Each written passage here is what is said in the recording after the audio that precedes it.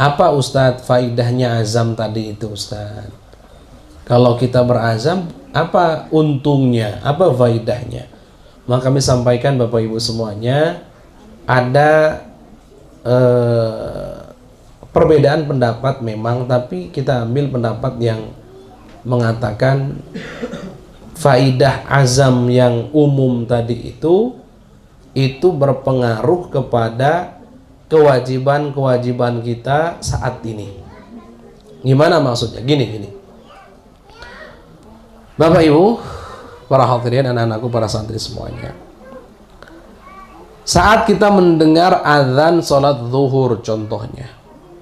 Azan dikumandangkan Allahu Akbar, Allahu Akbar. Berarti tandanya masuk waktu sholat. Tapi kita masih sibuk di sawah, badan juga masih kotor. Terus gimana? Sholatnya nanti saja ya. Kan nanti waktu zuhur itu kan masih panjang sampai jam 3. Jam 3 lebih. Berarti kan boleh. Lihat, perhatikan. Kalau gitu sholatnya nanti aja lah jam 2 pulang dari sawah. Kira-kira yang begitu bener apa enggak? Bener apa enggak? Apalagi ibu-ibu lagi asik nonton TV, ngedenger azan, matiin azannya, bukan TV-nya yang dimatiin. Masya Allah, alasannya lagi kagok katanya. Tanggunglah inilah itu.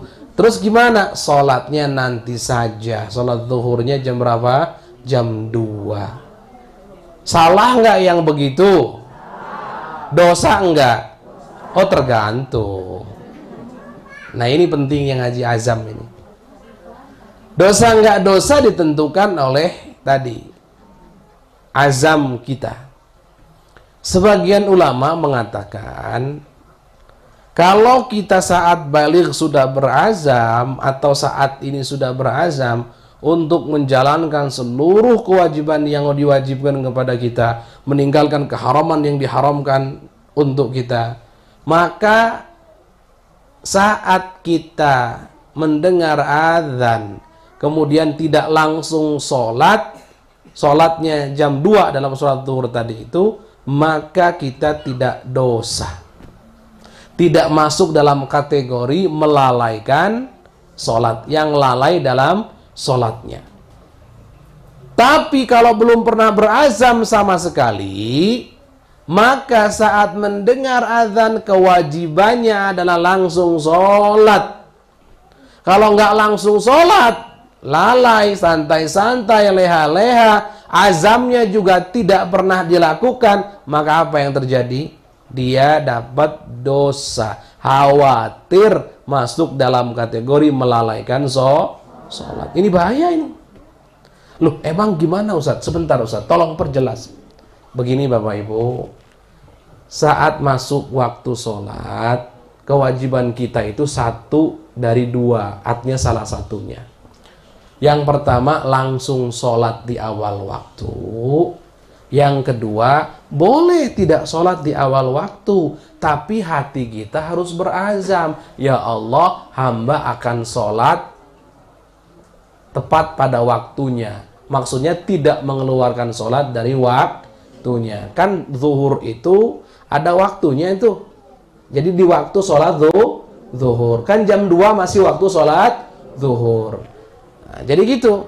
Sekali lagi, saat adzan zuhur dikumandangkan, tandanya sudah masuk waktu zuhur. Kewajiban kita sebagai seorang mukallaf melakukan salah satu dari 2.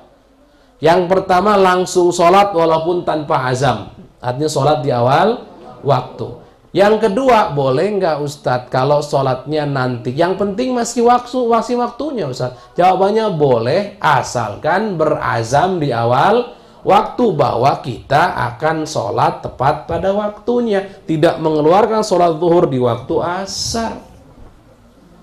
Ini namanya azam khusus.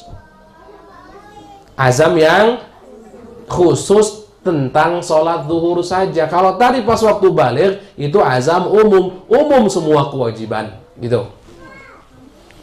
Nah, yang kuat memang pendapatnya azamnya harus khusus, bukan umum. Tapi ada pendapat yang ini ringan dan kami setuju, cocok dengan pendapat ini karena meringankan sekali.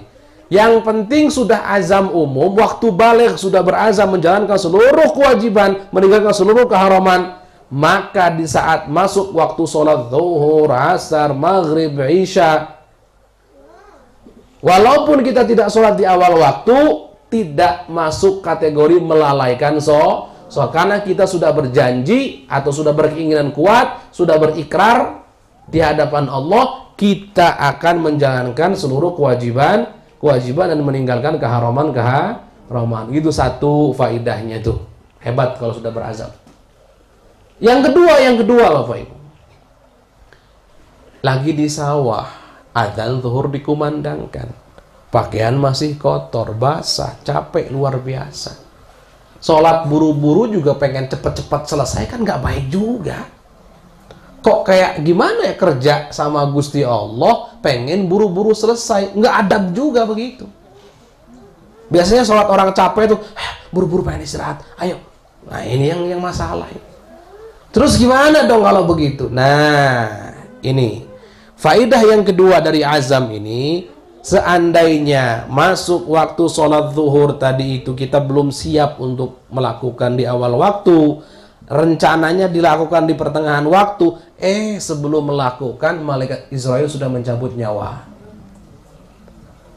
Kan sudah masuk waktu zuhur, wajib sholat zuhur, tapi belum sholat zuhur, malaikat sudah mencabut nyawa duluan. Nah, berarti ini kewajiban ditinggalkan dong. Ini gimana ini? Kalau begitu kita dosa dong, karena kita tidak sholat zuhur. Gimana itu? Jawabannya, kalau kita sudah berazam yang khusus atau yang umum, maka kita sudah seperti sholat. Artinya di hadapan Allah kita sudah dapat pahala sholat. Nggak akan tercatat orang yang lalai dengan sholatnya, meninggalkan sholat, enggak. Tapi kalau tidak ada azam sama sekali, baik yang umum ataupun yang khusus, apa yang akan terjadi? Yang terjadi saat malaikat maut mencabut, padahal sudah masuk waktu zuhur karena belum sholat zuhur, dia akan tercatat meninggalkan sholat zuhur. Dosa itu.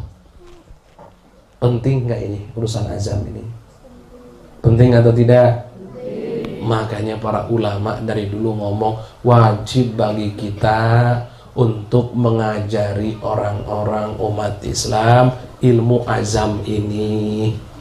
Kenapa penting sekali?